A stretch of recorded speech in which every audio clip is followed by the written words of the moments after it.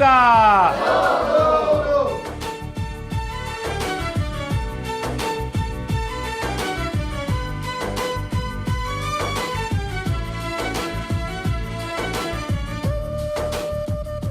खूप छान वाटलं समीर, यावर्षी तुम्हाला मान मिळाला. देवी स्वतःच आपला मानकरी निवडत असते. नाही, हा मान मला आजीमुळे आणि तुमच्यामुळे मिळालाय.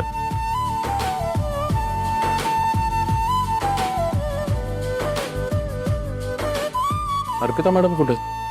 अरे असेल ना इथेच कुठेतरी, काहीतरी बारीक सारीक कामं करत राहते रे. आत्ता इथे होती बाबा. अर्पिता मॅडम कुठे गेले अचानक?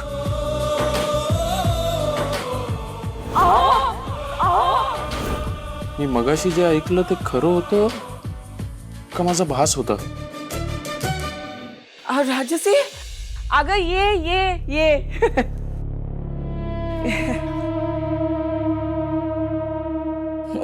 बघितलं का तुझ्या घराची काय अवस्था झालीये ती? असं काय बघताय माझ्याकडे? अहो ती या चाळीची मालकीण आहे, म्हणजे हे घर सुद्धा तिचंच झालं ना, या अर्थाने म्हटलं मी. आणि माझ्याकडे रागाने बघण्यापेक्षा या धबधब्याकडे बघा, निदान तुमच्या रागाने हा धबधबा थांबेल तरी. समीरची आई, आपल्या घरचे प्रॉब्लेम्स मला काही वेगळे सांगायला हवेत का?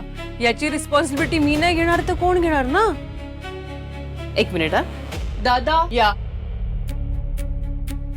घरात जिथे कुठे लिकेज आहे यांना सांगा, वॉटरप्रूफिंगचं सगळं काम हे करून देतील. एक काय पुढची 2 वर्ष काहीच बघायला नको. तुम्ही आहे ना हे सगळं चेक करा एकदा. जा. बघा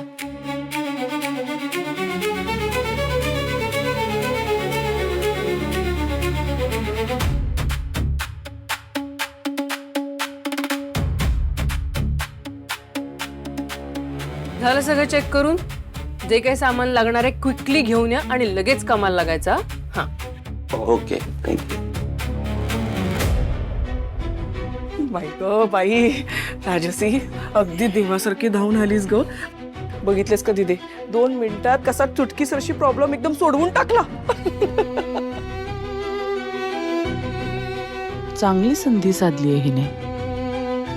आईला तर आता अख्खा पावसाळाही पुरेल हिचं कौतुक करायला. वा राजसी.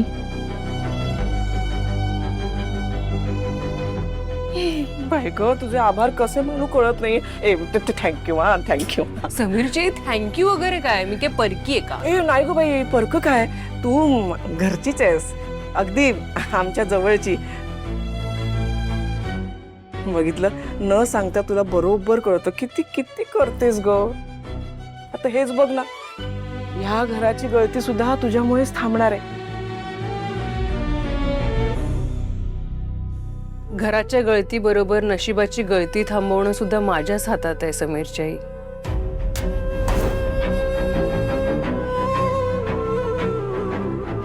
या घरात असं किती दिवस मी अजून पाहुणी म्हणून यायचंय याचा विचार तुम्ही करा.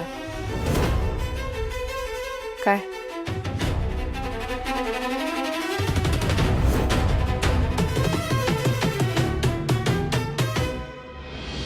आईकडे बघून तरी असं वाटतंय की मला लवकरच नवीन साड्या मिळणार. सॉरी सॉरी सॉरी हा दादा, सॉरी.